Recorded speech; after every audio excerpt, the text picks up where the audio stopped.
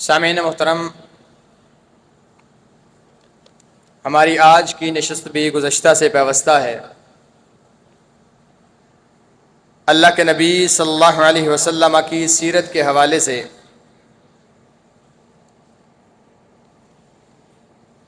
جس تسلسل کے ساتھ ہم چلے تھے،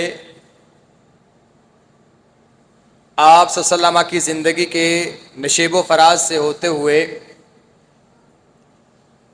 نبوت سے پہلے والی زندگی اور پھر بعد کی زندگی میں پہلے 7 سال ان کا تفصیلی اور اجمالی خاکہ اللہ کی توفیق کے ساتھ آپ کے سامنے رکھا، اور جتنی زندگی کا بیان ہو چکا ہے اس میں ایک چیز بنیادی نوعیت اور بنیادی حیثیت کی ہے کہ آپ صلی اللہ علیہ وسلم کی تمام تر کوششیں، تمام تر کاوشیں، تمام تر قربانیاں خالصتاً اللہ رب العزت کی ذات کے لیے تھی، اور خالصتاً دین کی تبلیغ اور ترویج کے لیے تھی۔ ہر آنے والا واقعہ، ہر آنے والا دن، ہر آنے والا سال، ہر آنے والا مہینہ اللہ کے نبی صلی اللہ علیہ وسلم پہلے سے زیادہ باہمت، پہلے سے زیادہ چاق و چوبند اور پہلے سے زیادہ چست انداز میں دین کی تبلیغ اور ترویج کے لیے کوشاں نظر آتے ہیں۔ جہاں کہیں بھی اللہ کے نبی صلی اللہ علیہ وسلم کو یہ احساس ہوا کہ یہاں پر دین اور دین کی سلامتی کو ان لوگوں سے خطرہ ہے، ان چیزوں سے خطرہ ہے، اللہ کے نبی صلی اللہ علیہ وسلم نے فوراً اس کا سدباب کیا، اور اس سدباب کے لیے یا اس کو روکنے کے لیے اللہ کے نبی صلی اللہ علیہ وسلم نے کبھی اپنی جان کی پرواہ نہیں کی۔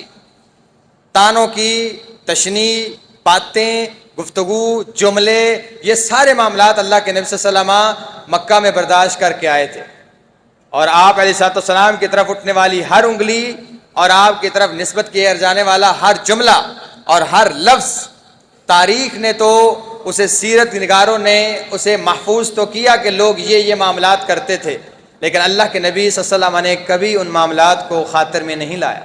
اس کی وجہ یہ تھی کہ ہدف بہت بڑا ہے، اور اس کے پیچھے سوچ یہ تھی کہ یہ دنیا تو ایک تھوڑے سے وقت کا سامان ہے، جیسے کہ اللہ کے نبی صلی اللہ علیہ وسلم نے حضرت عمر رضی اللہ تعالیٰ عنہ سے کہا تھا، جب انہوں نے کہا یا رسول اللہ صلی اللہ علیہ وسلم کہ کیسر و کسرا کے بادشاہ لوگ جو ہیں، جو کافر ہیں، اللہ کو مانتے نہیں، اللہ کی مانتے نہیں، اللہ کی عبادت نہیں کرتے، اللہ کے باغی لوگ ہیں، اتنے زیادہ ناز و نعم میں پلتے ہیں، اور رات کو آرام اور سکون کی نیند سوتے ہیں، چوکیدار ان کی حفاظت کرتے ہیں، اور اللہ کے نبی صلی اللہ علیہ وسلم آپ جس جگہ سو رہے ہیں وہ چٹائی بھی آپ کے جسم پر نشان چھوڑ چکی ہے، تو اگر آپ کہیں تو آپ کے لیے کوئی بستر تیار کروا دیا جائے جہاں پہ آپ آرام کر سکیں اور آپ لیٹ سکیں۔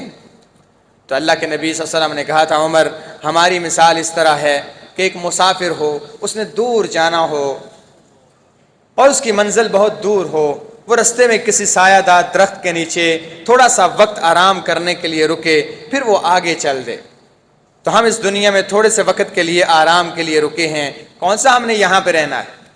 وہ مسافر جو دنیا میں اس طرح رہنے آیا تھا کہ جیسے مسافر تھوڑی دیر رکتا ہے، لیکن اس کی تھوڑی دیر کی یہ زندگی ساری کی ساری مصائب اور پریشانیوں کے ساتھ گھری ہوئی ہے، اور وجہ صرف اور صرف اللہ کا دین ہے اور اللہ کے توحید کی سلامتی ہے، جبکہ اللہ تعالیٰ نے یہ وعدہ کیا ہے کہ اس دین کو اللہ تعالیٰ غالب کرے گا، اور ایسا ہوگا۔ اور میں بارہا دفعہ اس بات کی طرف اشارہ کر چکا ہوں کہ اللہ کے نبی صلی اللہ علیہ وسلم کی یہ تمام تر کوششیں، باوجود اس کے کہ اللہ تعالیٰ نے اس بات کا وعدہ کیا تھا کہ اس دین کو میں غالب کر کے رہوں گا اور یہ دین آخر پر غالب ہو کر رہے گا، پھر بھی اللہ کے نبی صلی اللہ علیہ وسلم کی اتنی کوششیں کیوں؟ صرف اس لیے کہ کل قیامت کے دن اگر پوچھا جائے تو میں ایسے لوگوں کے ساتھ کھڑا ہوں جو دین کی تبلیغ اور ترویج اور دین کی سلامتی کے لیے کوشاں رہے تھے، اور میں ایسے لوگوں کے ساتھ رہوں جو دین پسند لوگ ہیں، جو دیندار لوگ ہیں، دین بیزار لوگوں کے ساتھ میرا شمار نہ ہو۔ لہذا سن 8 ہجری میں اللہ کے نبی صلی اللہ علیہ وسلم ایک سریہ روانہ کرتے ہیں، اور اس سریے کا سبب انتہائی عجیب ہے کہ تاریخ میں اس سے پہلے اس کی کوئی مثال نہیں ملتی. میں نے آپ سے کہا کہ اللہ کے نبی صلی اللہ علیہ وسلم نے جیسے ارشاد فرمایا تھا کہ مجھے جتنا دین کے بارے میں ستایا گیا ہے کسی اور کو اتنا تنگ نہیں کیا گیا. جس حد تک مشرکین، یہود اور عیسائی اس دین کو ختم کرنے اور اللہ کے نبی صلی اللہ علیہ وسلم کو تکلیف پہنچانے میں جا سکتے تھے اس حد تک گئے. یعنی تاریخ میں اس سے پہلے کبھی کسی کو بیت اللہ میں داخل ہونے سے نہیں روکا گیا تھا، لیکن انہوں نے تاریخ کی ساری حدیں پھلانگ کر اللہ کے نبی کو روک دیا، کہا نہیں آنے دیں گے. لوگوں نے کہا یار اللہ کے بندو، یعنی تم جیسا بدبخت انسان ہو سکتا ہے جب بیت اللہ کی طرف آ رہا ہو، عمرے کی غرض سے آ رہا ہو، تم نے اسے روک دیا. کئی لوگوں نے باتیں کی باوجود اس کے کہ وہ مشرک تھے، انہوں نے کہا تم نے تاریخ کو ہی الٹ دیا. اسی طرح اللہ کے نبی علیہ السلام نے حارث بن عمر کو الازدی کو بھیجا تھا ہرقل کے پاس، قیصر روم کے پاس، خط دے کے. اب یہ صحابی جب وہاں خط دے کے واپس آ رہا تھا، وہاں ایک بندہ اسے ملا شرحبیل نامی. یہ قیصر روم کا یہاں پہ حکمران تھا موتا کے مقام پر. میں نے کہا لگتا ہے تم مدینے سے آئے ہو. کہا ہاں. کہا کس غرض سے آئے ہو؟ کہتا ہے میں اللہ کے نبی علیہ السلام کا نام مبارک قیصر کے پاس لے کے آیا تھا. کہا اچھا سفیر ہو؟ ہاں میں سفیر ہوں. اس نے حضرت حارث کو پکڑا اور قتل کر دیا. یعنی تاریخ میں اس سے پہلے شاید ہی کوئی واقعہ ملتا ہو کہ سفیروں کو قتل کیا جاتا ہو. ان کے ہاں یہ بات معروف تھی کہ سفیر کو قتل نہیں کیا جاتا، اور پھر نبی کا سفیر ہو اسے تو اکرامن قتل نہیں کیا جاتا. اس نے وہ کام بھی کر دیا. اب یہ خبر اللہ کے نبی علیہ السلام تک پہنچتی ہے کہ حارث کو قتل کر دیا گیا، اور ایک تو وہ میرے صحابی ہیں، پھر سفیر ہیں. یعنی اتنی بڑی جرت کہ تاریخ کو الٹ دیا صرف اسلام کی مخالفت کی وجہ سے، سفیر کو قتل کر دیا. اللہ کے نبی صلی اللہ علیہ وسلم ایک لشکر تیار کرتے ہیں جس کی تعداد تقریباً 3000 کے قریب. ان صحابہ کو تیار کیا جاتا ہے اور ان کی قیادت 3 لوگوں کے ذمے کی جاتی ہے، اور ان کو موتا کی طرف بھیجا جاتا ہے کیونکہ اس صحابی کو موتا کے مقام پر قتل کیا گیا، شہید کیا گیا تھا. لہٰذا اس کو سریہ موتا کہتے ہیں یا غزوہ موتا کہتے ہیں، جس کو آپ تاریخ میں جانتے ہیں. اللہ کے نبی علیہ السلام نے اس 3000 کے لشکر کو مخاطب ہو کے کہا تمہارا سب سے پہلا امیر جسے میں مقرر کر کے بھیج رہا ہوں وہ زید بن حارثہ ہے. یعنی اللہ کے نبی علیہ السلام کا اپنا منہ بولا بیٹا. اور صحابہ کہتے ہیں جس لشکر میں زید بن حارثہ ہوا کرتے تھے، اللہ کے نبی علیہ السلام کی محبت کا عالم یہ تھا کہ زید بن حارثہ کے علاوہ کسی اور کو امیر نہیں بنا کے بھیجتے تھے. ایک محبت تھی، اور کیوں نہ محبت ہو. آپ جانتے ہیں زید بن حارثہ کو کون نہیں جانتا، جن کو اللہ کے نبی علیہ السلام نے اپنا بیٹا بنایا. اور پھر زید نے حق ادا کیا نا. آپ جانتے ہیں نا زید کو پھر اس کے گھر والے لینے آئے اور کہا حضرت ہمیں پتا چلا ہمارا بچہ آپ کے پاس ہے، کہیں سے بکتا بکاتا گم گیا تھا، کسی نے لیا بیچ کے آگے دے دیا، مکے میں آیا بکتا، سنا کہ آپ کے پاس ہے، منہ سے بولے کہ آپ کیا چاہتے ہیں، ابھی آپ کی اس خواہش کو پورے کیے دیتے ہیں، بس زید کو واپس کر دیں. اللہ کے نبی علیہ السلام نے کہا بھئی پیسوں کی ضرورت نہیں، مال کی ضرورت نہیں، یہ زید بیٹھا ہے، جانا چاہتا ہے تو لے جاؤ. اب وہ چاچے سارے ساتھ آئے ہوئے تھے، بھائی بھی ساتھ، اور یہ بھائی بعد میں مسلمان ہوتا ہے، اور یہ بعد میں کہتے ہیں اس دن جو زید کا فیصلہ تھا مجھے بعد میں پتا چلا کہ وہ بہترین فیصلہ تھا کہ اس نے والدین کو چھوڑ کے، اپنے عزیز و اقارب کو چھوڑ کے اللہ کے نبی کا ساتھ انتخاب کیا. کہا بیٹھا ہوا ہے لے جاؤ، لے کے جانا چاہتے ہو تو، جاتا ہے تو لے جاؤ. کہا زید ہاں بھی چلے؟ کہا نہیں میں آپ کے ساتھ نہیں جانا چاہتا، میں اللہ کے نبی صلی اللہ علیہ وسلم کے پاس ان کا غلام بن کے رہنا چاہتا ہوں. تو اللہ کے نبی صلی اللہ علیہ وسلم نے بھی بڑی محبت کی زید کے ساتھ بھی، پھر ان کے بیٹے اسامہ کے ساتھ بھی بہت محبت تھی. جب کبھی صحابہ کہتے ہیں ہمیں کوئی بات کرنا ہوتی اور ہمیں ڈر لگ رہا ہوتا تو ہم اسامہ کو کہتے ہیں اسامہ اللہ کے نبی سے یہ بات کرنا، کیونکہ ہمیں پتا تھا اللہ کے نبی سے بہت محبت کرتے ہیں، ہماری بات سے شاید آپ کے تیور بدل جائیں، لیکن اسامہ ہے نا، پھر منہ بولے بیٹے کا بیٹا ہے نا تو پوتا ہوا، تو لہٰذا ان سے آپ کا لگاؤ اور پیار اور محبت وہ کچھ اور طرح کی تھی. تو زید بن حارثہ امیر ہیں، اگر یہ شہید کر دیے جائیں تو اس کے بعد جعفر بن ابی طالب ہیں. تو جعفر کے ساتھ آپ کی اپنی محبت تھی، جو حبشہ کی طرف ہجرت کر کے گئے تھے، اللہ کے نبی صلی اللہ علیہ وسلم خیبر سے واپس آ رہے تھے اور ساتھ جعفر ملاقات ہوئی تو اللہ کے نبی فرماتے ہیں یعنی خیبر کو فتح کر لینا بہت بڑی خوشی تھی، اسلام کی بہت بڑی فتح تھی اور ٹرننگ پوائنٹ تھا اسلام کی فتوحات کا۔ اس کے باوجود اللہ کے نبی کہتے ہیں جعفر مجھے سمجھ نہیں آ رہی مجھے تیرے آنے کی زیادہ خوشی ہے یا فتح خیبر کی زیادہ خوشی، یعنی تجھ سے ملاقات ہوئی ہے۔ اور اللہ کے نبی اتنے خوش ہوئے جعفر سے مل کے۔ اور تیسرا امیر اللہ کے نبی صلی اللہ علیہ وسلم نے عبداللہ بن رواحہ کو مقرر کیا، کہا اگر پہلے زید بن حارثہ امیر ہے اگر شہید ہو جائیں تو جعفر بن ابی طالب ہیں وہ بھی شہید ہو جائیں تو عبداللہ بن رواحہ ہے، اگر ان کو بھی کچھ ہو جائے اس کے بعد اپنی مشاورت کے ساتھ کسی کو امیر چن لینا اور اللہ کا نام لو اور جاؤ اس غزوے پر اور مشرکین کے ساتھ اور ان یہودیوں اور عیسائیوں کے ساتھ غزوہ کرو اور جنگ کرو۔ اللہ کے نبی علیہ السلام ان کو مدینے کے باہر تک چھوڑنے آتے ہیں اور چند ایک وصیتیں کرتے ہیں اور نصیحت کرتے ہیں۔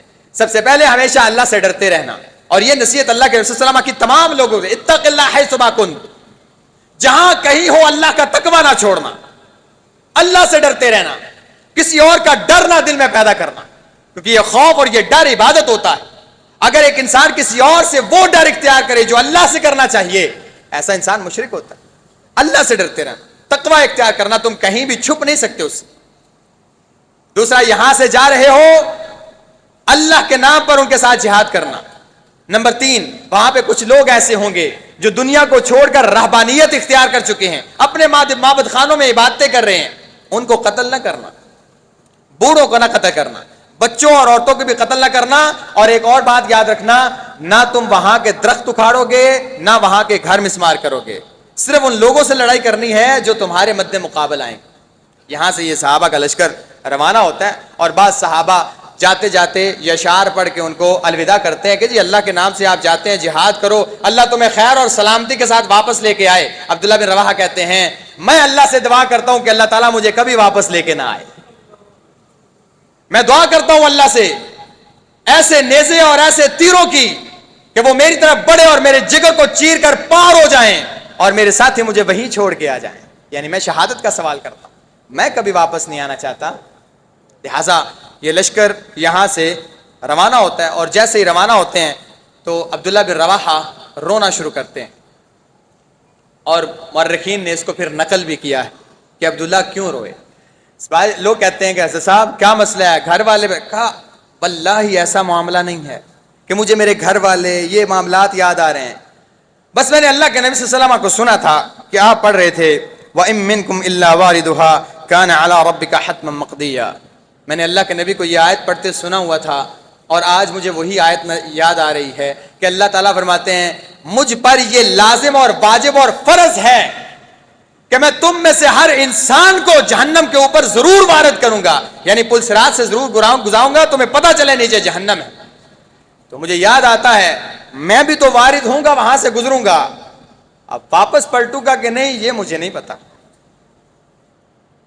یعنی وہاں سے اللہ مجھے گزرا کے جنت لے جائے گا یا میں جہنمی بن جاؤں گا یہ کسی کو نہیں پتا، میرا وہاں کیا بنے گا، بس یہی ایک دکھ اور یہی غم کھائے جا رہا ہے جس سے میں پریشان ہو کے میری آنکھیں نم ہو گئیں۔ بہرحال اس کے بعد عبداللہ بن رواحہ چند ایک اشعار پڑھتے ہیں اور یہاں سے نکل کر یہ شام کی طرف سفر کرتے ہیں۔ یہ شام پہنچتے ہیں، شام پہنچ کے معان نامی ایک جگہ پر یہ پڑاؤ کرتے ہیں۔ اب یہ 3000 کا لشکر ہے، لیکن ان کو یہاں جا کے پتا چلتا ہے کہ ہرقل جو ہے یہ تقریباً 1 لاکھ کی فوج اپنی اور باقی قبائل تقریباً 1 لاکھ وہ، یعنی 2 لاکھ کی فوج ان کے مد مقابل فلاں جگہ پر کھڑی ہے۔ 3000 2 لاکھ۔ اب صحابہ یہاں پہ رک جاتے ہیں، مشاورت کرتے ہیں، کہتے ہیں حضرت صاحب 2 چیزیں ہیں، یا تو ہم واپس چلیں یا اللہ کے نبی صلی اللہ علیہ وسلم کو کم سے کم اطلاع دیں اور ان سے کہیں کہ حضرت صاحب وہاں پہ فوج بہت زیادہ ہے تو کوئی اور چھوٹی سی کمک بھیج دیں، ہمیں تو 3000 کا لشکر بھیجا گیا ہے، مطلب کہ تھوڑے سے لوگ ہوں گے یا کسی ایک علاقے پر ہم نے حملہ کرنا ہے، یہ 2 لاکھ کی فوج کا مقابلہ ہم کریں گے۔ تو اللہ کے نبی علیہ السلام کی طرف پیغام بھیجتے ہیں، ہو سکتا ہے وہ نئی کمک بھیجیں اور نئی فوج کا ایک دستہ بھیجیں، لہٰذا افرادی قوت زیادہ ہو جائے گی تو لڑنے میں آسانی رہے گی۔ ان ساری اضطراب کی کیفیت کو عبداللہ بن رواحہ دیکھ رہے ہیں، اور پھر یہ کھڑے ہوتے ہیں، کہتے ہیں مجھے یہ بتاؤ تم لوگ افرادی قوت اور طاقت پر انحصار کب سے کرنے لگے؟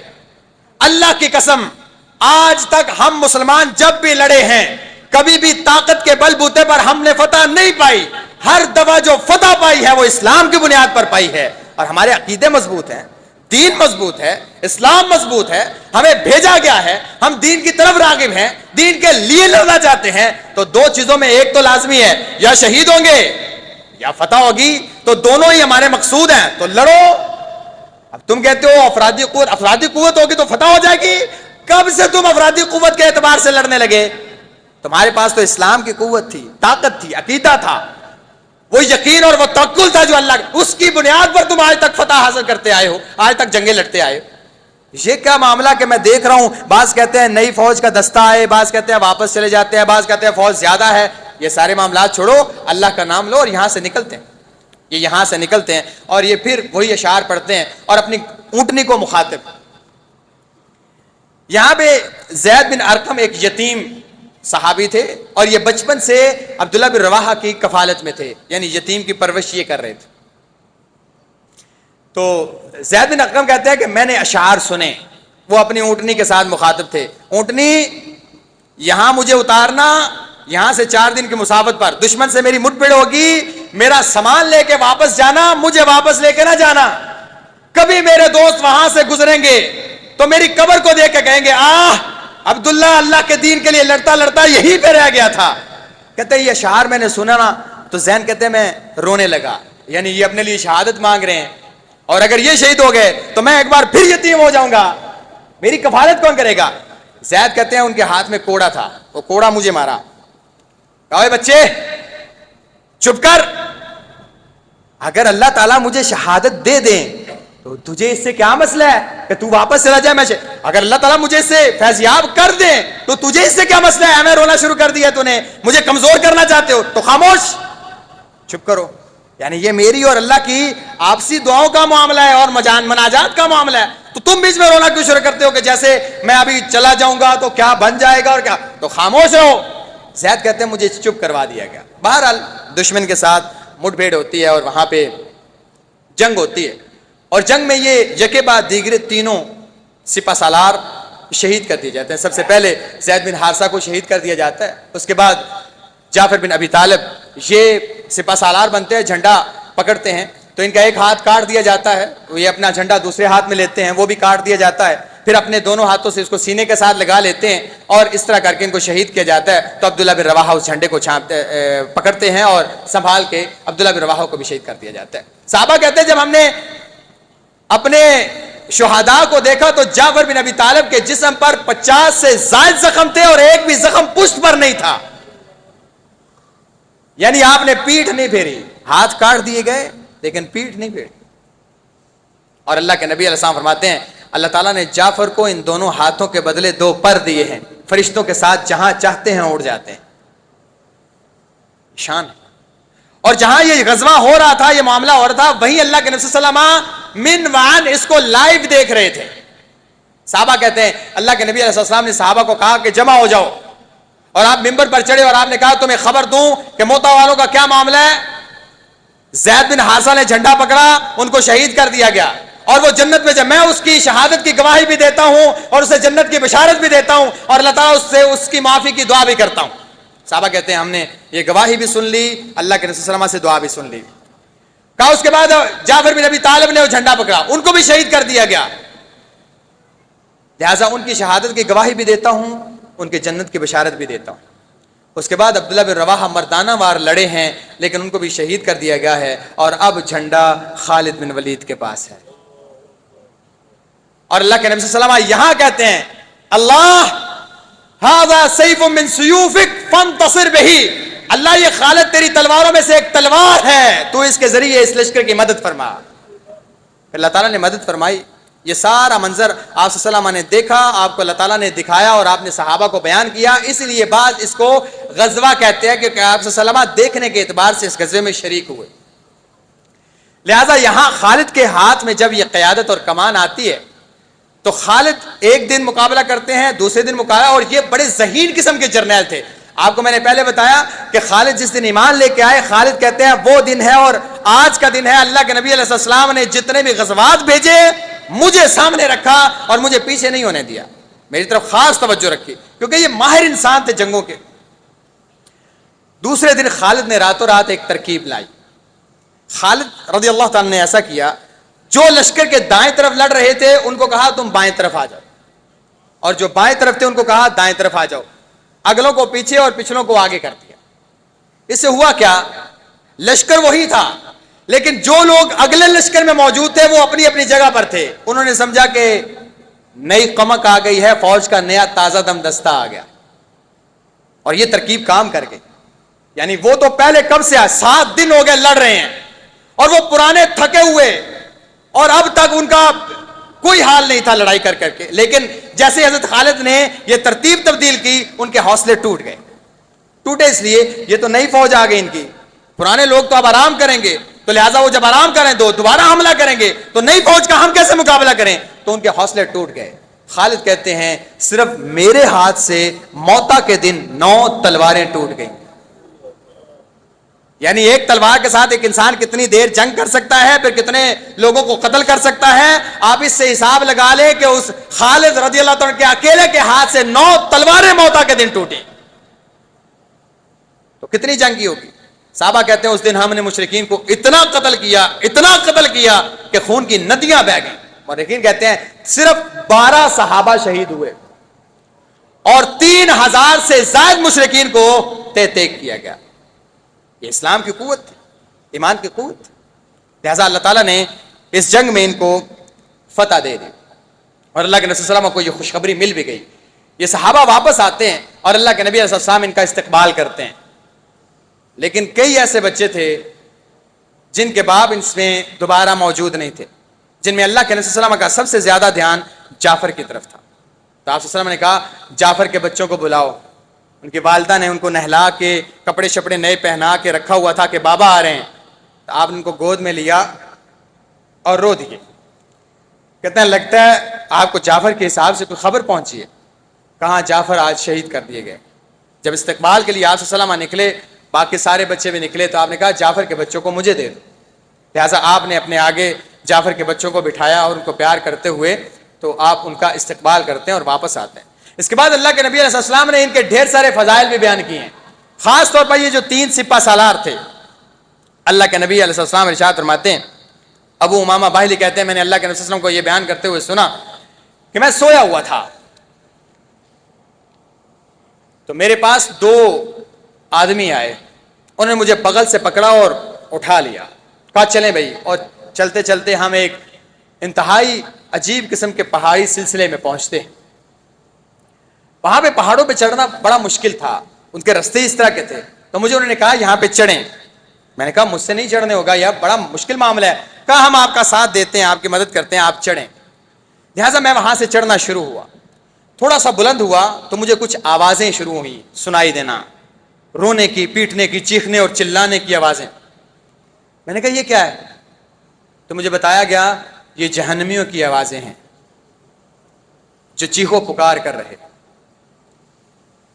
میں وہاں سے تھوڑا سا آگے گیا تو میں نے کچھ لوگوں کو دیکھا جن کو ایڑیوں سے باندھا گیا تھا اور الٹا لٹکا کے ان کے باچھوں کو چیرا گیا تھا، اس سے خون نکل رہا تھا. میں نے کہا یہ کون لوگ ہیں؟ کہا یہ وہ لوگ ہیں جو وقت سے پہلے افطار کر دیا دیتے. یہ وقت سے پہلے افطار کرنا اس کا یہ گناہ ہے. جو روزہ نہیں رکھتا اس کا آپ خود حساب لگا لیں. اللہ کے نبی صلی اللہ علیہ وسلم فرماتے ہیں میں تھوڑا سا اور اوپر چڑھا تو میں نے کچھ لوگ دیکھے جن کے جسم ایسے پھولے ہوئے تھے جیسے کوئی جانور مر جاتا ہے اور مرنے کے بعد 2-3 دن 4 دن 5 دن بعد وہ پھول جاتا ہے اور بدبو چھوڑ دیتا ہے. ان کے جسموں سے بدبو آ رہی تھی اور وہ پھولے ہوئے تھے. میں نے کہا یہ کون لوگ ہیں؟ کہا یہ وہ لوگ ہیں جو کافر ہیں اور جنگ میں قتل کر دیے گئے، ان کا یہ حال ہے. آپ سے فرماتے ہیں میں تھوڑا سا اور اوپر گیا تو میں نے کچھ لوگ دیکھے جن کے جسم پھولے ہوئے، بدبو آ رہی، اور آپ سے فرماتے ہیں ان کی بدبو ایسے سی جیسے پاخانے کی بدبو ہوتی. مرد اور عورتیں جسم پھولے پڑے ہوئے مردار پڑے ہوتے ہیں جیسے, گندی بدبو. میں نے کہا یہ بدبخت کون ہے؟ اللہ کے نبی نے فرمایا یہ آپ کی امت کے زانی اور زانیہ عورتیں ہیں. یہ وہ لوگ ہیں جو دنیا میں زنا کرتے رہے, ان کا یہ حال. اللہ کے نبی علیہ السلام فرماتے ہیں میں تھوڑا سا اوپر ہوا تو کچھ عورتوں کو میں نے دیکھا جس کے پستانوں کو سانپ ڈس رہے تھے. میں نے کہا ان عورتوں کا کیا حال ہے؟ کہا یہ وہ عورتیں ہیں جو فیشن کی بنیاد پر بچوں کا حق مار لیا کرتے تھے, دودھ نہیں پلاتی تھی. ہاں ہمارے معاشرے میں ایسا ہوتا ہے, بچے کو جان بوجھ کر دوسرا دودھ پلایا جاتا ہے تاکہ ان کی جوانی برقرار رہے, اور بچے کا حق مار لیا جاتا ہے اور بہانہ بنایا جاتا ہے جی دودھ آتا نہیں. اللہ سب کچھ جانتے ہیں. ان عورتوں کے پستانوں پر سانپ چھوڑے جائیں گے اور یہ جہنم میں اس عذاب سے دوچار ہوں. ایسا اس بات کا علم ہونا چاہیے. اللہ کے نبی علیہ السلام فرماتے ہیں میں تھوڑا سا اوپر گیا تو میں نے کچھ بچوں کو دیکھا کہ 2 نہروں کے درمیان وہ کھیل رہے ہیں. میں نے کہا یہ بچے کون ہیں؟ کہا یہ مسلمانوں کے وہ بچے ہیں جو بچپن ہی میں فوت ہو گئے تھے تو اللہ تعالیٰ نے ان کو جنت میں یہاں رکھا ہوا ہے. اللہ کے نبی علیہ السلام فرماتے ہیں میں اور بلند ہوا تو میں نے کچھ لوگوں کو دیکھا جو 3 تھے اور وہ شراب پی رہے تھے اور وہ انتہائی خوش تھے, اور وہ شراب عام نہیں جنت کی شراب تھی. میں نے کہا وہ جو لوگ شراب پی رہے ہیں اور خوشحال ہیں یہ کون ہیں؟ تو مجھے بتایا گیا یہ زید, جعفر اور عبداللہ ہے جو آپ کی بات پر لبیک کہتے ہوئے اپنی جان کے نذرانے دے کے جنتوں کے وارث بن چکے. میں تھوڑا اور بلند ہوا تو میں نے 3 شخصیات اور دیکھی تو مجھے بتایا گیا یہ ابراہیم, موسیٰ اور عیسیٰ ہیں جو آپ کا انتظار کر رہے. یہ بات حقیقت ہے کہ جب کبھی آپ اللہ کے راستے میں نکلتے ہیں شہادت تو بہت بلند مقام ہے. یقین مانیں آپ کو ایک جملہ بھی اگر برداشت کرنا پڑ گیا اور آپ کو تان و تشنی کا نشانہ بنایا گیا, چاہے مولوی کہہ کے, چاہے آپ کو کچھ بھی کہہ کے, معاشرے میں جو الفاظ بولے جاتے ہیں ڈی گریڈ کیا جاتا ہے, آپ اس بات پر فخر کریں کہ یہ جملے آپ کو سننے پڑتے ہیں صرف اللہ کے لیے اور اس کے دین کے لیے. خوشی محسوس کریں میں اتنے جوگا نہیں ہوں کہ تلواروں کے ساتھ لڑ سکتا اور جسم پر زخم کھا سکتا اور اپنے بچوں کو یتیم کروا سکتا, اس قابل تو نہیں تھا, لیکن میرے دل پر جو زخم لگتے ہیں اللہ تو جانتا ہے نا. تیرے دین پر چلتا ہوں اس لیے, تیرے دین کا ڈنکا بجاتا ہوں لوگ اس لیے باتیں کرتے ہیں. تو جانتا ہے نا میرے بچے مدرسے میں پڑھتے ہیں لوگ اس لیے باتیں کرتے ہیں. تو جانتا ہے نا میں نے اپنے بچے کو عالم بنایا تھا لوگ اس لیے باتیں کرتے ہیں. تو جانتا ہے نا کہ معاشرے میں اس کا مقام نہیں ہے, جانتا ہے کیوں؟ تیرے دین کی وجہ سے. فخر سے سر بلند کیا کریں اس بات سے اللہ, اگر اللہ کے راستے میں یہ معاملات ہیں اس سے بڑی خیر کی بات نہیں ہے. بہرحال اس سے بعد غزوہ ذات السلاسل کے لیے آپ صلی اللہ علیہ وسلم نے لشکر کو تیار کیا. وہ کیسا ہوا, کیسے صحابہ گئے, اس کے اسباب کیا تھے, انشاءاللہ ہم اگلی نشست میں ذکر کریں گے. اقول قولی ھذا واستغفر اللہ لی ولکم ولسائر المسلمین من کل ذنب فاستغفروہ انہ الغفور الرحیم.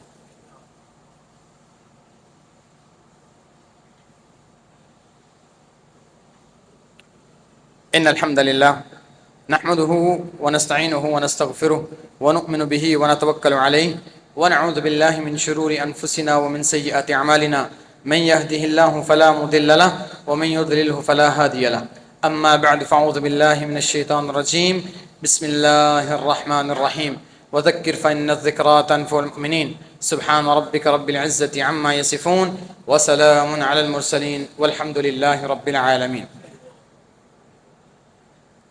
احباب گرامی, سیرت کے ہر عنوان سے, ہر واقعے سے ہمیں ڈھیر سارے اسباق ملتے ہیں جہاں ہمیں ایمان کو تازگی ملتی ہے, ایمان کو بڑھوتری ملتی ہے.